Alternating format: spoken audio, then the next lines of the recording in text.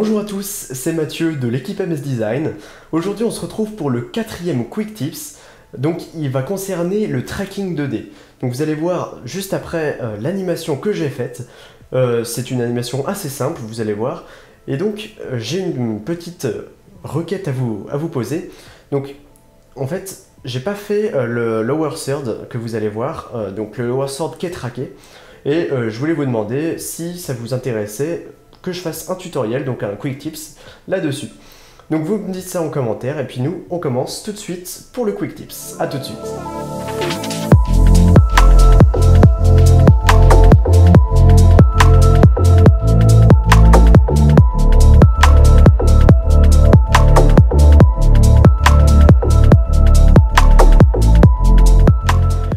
Voilà, donc nous commençons tout de suite. Je suis sur Adobe After Effects CC 2017, donc je vous conseille d'utiliser au moins la version CC afin de réaliser le Quick Tips.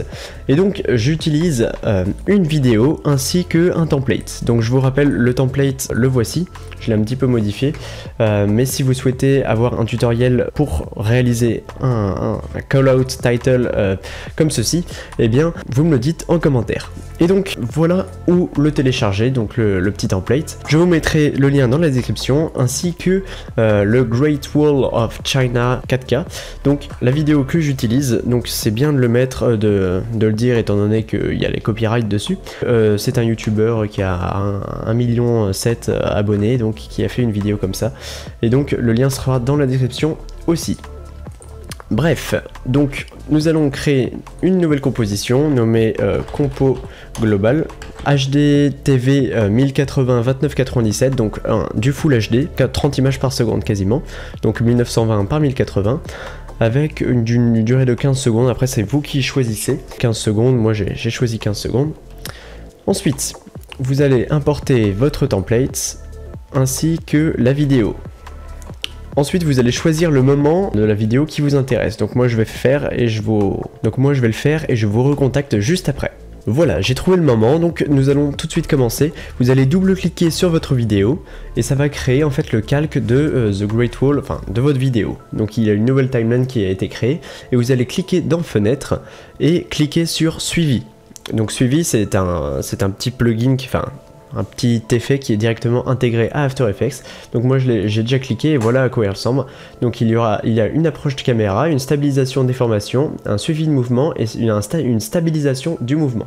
Donc nous allons utiliser le suivi de mouvement. Donc vous allez cliquer sur suivi de mouvement et un petit point de suivi va apparaître. Vous allez pouvoir modifier sa position. Et donc moi j'ai choisi cette petite fenêtre, une fenêtre, je ne sais pas, c'est peut-être un espace ouvert pour stabiliser mon mouvement. Vous allez pouvoir augmenter la taille de votre suivi, donc c'est pour que ça fasse une plateforme bien contrastée et qui puisse vraiment reconnaître le point parmi, par exemple, le point qui est juste à côté. Donc c'est très important de bien pouvoir positionner le point afin qu'il ne soit pas perdu. Donc ensuite, il va y avoir tout un calcul de la position du point de suivi par rapport à ce que vous avez choisi.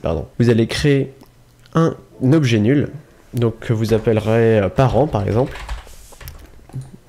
Cet objet nul, vous allez faire définir la cible et vous allez cliquer sur parent. Ensuite, on va pouvoir analyser, donc analyser vers l'arrière, parce que j'ai oublié je me suis mis un petit peu en avant, donc on analyse vers l'arrière, et donc on va pouvoir maintenant analyser vers l'avant, pour que toute la durée soit analysée. Donc ça peut bugger si vous avez un ordinateur pas forcément top, mais ça va le faire, vous inquiétez pas. Voilà, une fois que c'est fait, donc vous voyez en temps réel qu'est-ce que ça donne. Donc vous allez pouvoir stopper là, et vous allez voir que de nombreux points ont été créés. Ensuite vous allez faire appliquer en X et Y, donc en abscisse et en ordonnée. Abscisse et ordonnée. On a tous nos points qui ont été créés et maintenant le parent il est relié à la ligne de suivi. Donc maintenant on va pouvoir positionner le call title. Donc là il est énorme, donc on va pouvoir cliquer sur S et modifier l'échelle et ensuite tout simplement le positionner là où nous le souhaitons. Ensuite, vous allez pouvoir parenter en fait votre objet nul, donc le suivi de mouvement, avec le call out title. Pour ce faire, vous allez cliquer sur parent là c'est marqué aucun et nous allons faire parent. Maintenant, si je lance l'animation, hop, je vais juste quitter le son et là vous voyez que c'est parfait et ça marche superbement. Voilà, c'est tout pour ce tutoriel. Voilà, merci à tous d'avoir suivi ce tutoriel. N'hésitez pas à liker, commenter, partager ou même vous abonner si ça vous a plu et que vous voulez suivre nos prochains tutoriels.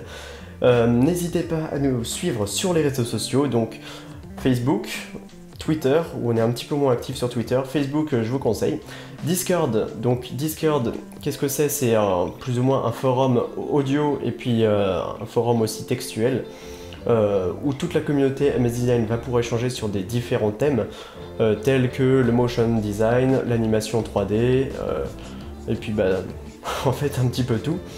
Et donc n'hésitez pas à nous rejoindre là-dessus, le lien est dans la description, n'hésitez pas à aller voir. Et moi je vous donne rendez-vous pour de prochains tutoriels sur MS Design. À bientôt.